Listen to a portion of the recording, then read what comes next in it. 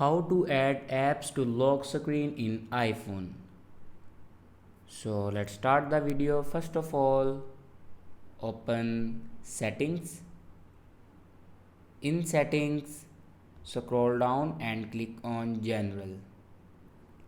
After clicking on general, then click on software update, and here you can check your latest version will be updated or not. If it doesn't update to latest version, then update it to latest version.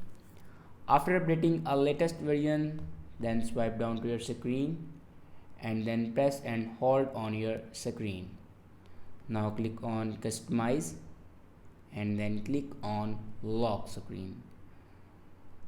Now remove the lock screen flashlight icon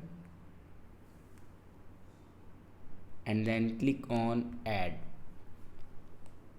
Now search here, open app. Now here you can choose your app and then click on blank space.